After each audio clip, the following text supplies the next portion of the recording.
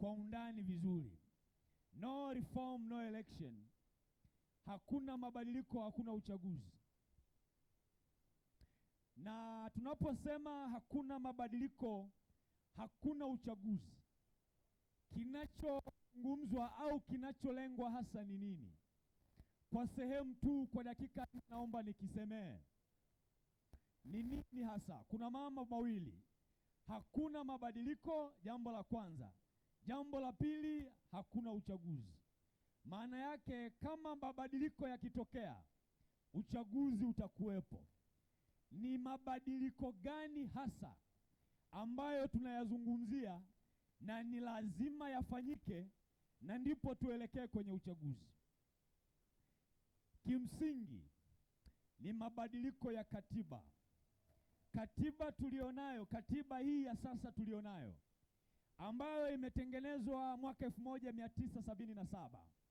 Katiba ilitengenezwa na watu wachache sana, watu wasiozidi 20. Katika katiba hiyo ambayo sasa ndio inayotengeneza msingi ya utawala kwenye nchi yenye watu zaidi ya milioni 62, lakini ilitengenezwa na watu wasiozidi 20.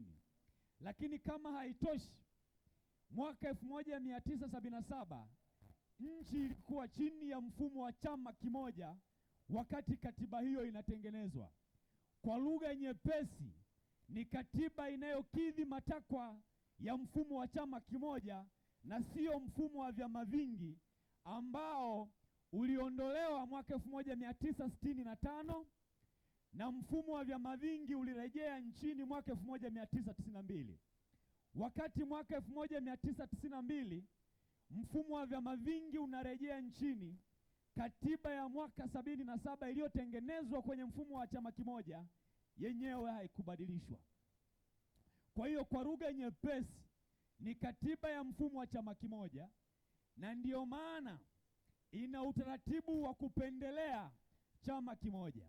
Na kama haujanielewa, katiba hii tulionayo ambayo ndiyo inayotengeneza misingi ya sheria na taratibu zake zote, ibara ya 74 ya katiba ya Jamhuri ya Muungano wa Tanzania ya mwaka 1977, ibara ya 74 ndiyo inayoanzisha kitu kinachoitwa Tume ya Taifa ya Uchaguzi.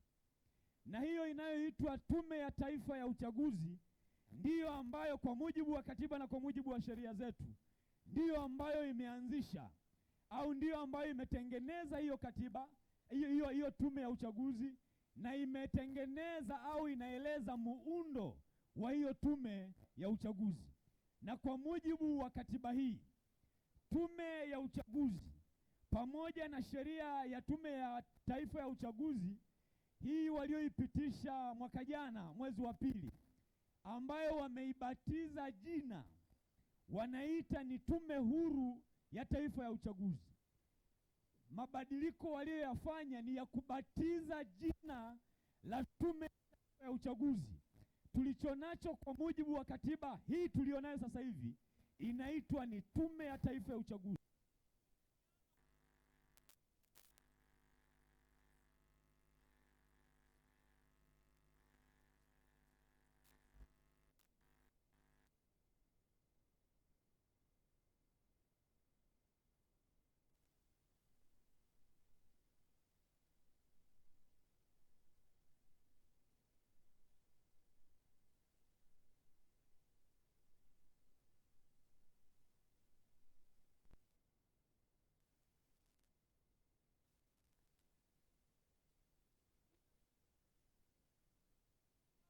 Muundo wake wa tume wenyewe.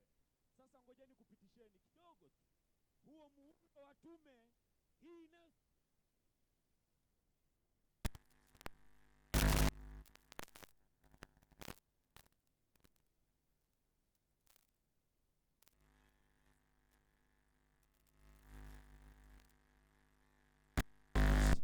kwa mujibu wa katiba tulionayo, mwenyekiti wa tume ya uchaguzi anateuliwa na rais. Na bahati njema hata kwa sheria hii, sheria walioipitisha juzi, bado inatambua na kurasimisha kwamba mwenyekiti wa tume ya uchaguzi atateuliwa na rais. Makamu mwenyekiti wa tume ya uchaguzi, kama ilivyokuwa kabla ya sheria iliyopitisha mwaka jana na sheria tulionayo ya kabla ya sasa, bado sheria inatambua makamu mwenyekiti wa tume ya uchaguzi naye anateuliwa na rais. Kama haitoshi, mkurugenzi wa tume ya uchaguzi naye anateuliwa na rais.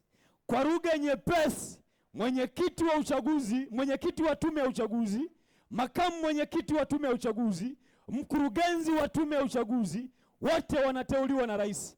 Kama ilivyokuwa kabla ya sheria iliyopitisha mwaka jana na sheria ambazo tulizonazo za kabla na hizi, zote zinatambulisha kwamba hata wajumbe wa tume ya uchaguzi wote ni wateule wa rais.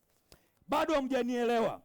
Huyu anayeitwa rais kwa utamaduni tangu TANU na baadaye CCM, anayeitwa rais anakuwa ni mwenyekiti wa TANU na baadaye anakuwa ni mwenyekiti wa CCM. Na kwa lugha nyepesi, hivi tunavyozungumza, rais wa nchi anaitwa Samia na mwenyekiti wa CCM taifa anaitwa Samia, na huyo ndio mwenye mamlaka ya kumteua mwenyekiti wa tume ya uchaguzi, ndiye mwenye mamlaka ya kumteua makamu mwenyekiti wa tume ya uchaguzi, na ndiye mwenye mamlaka ya kuteua mkurugenzi pamoja na wajumbe wote wa tume.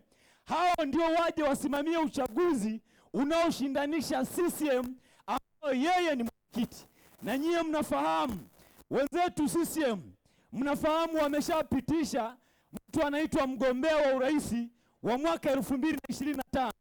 Kwa lugha nyepesi, huyo mgombea anaitwa Samia, ambaye ndiye rais wa sasa, ambaye ndiye mwenyekiti wa CCM.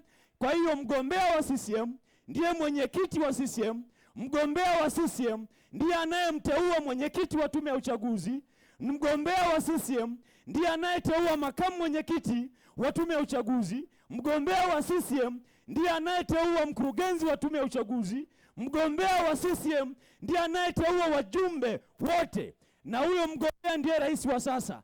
Watakuja watawaambia, na pengine waliwaambieni jana,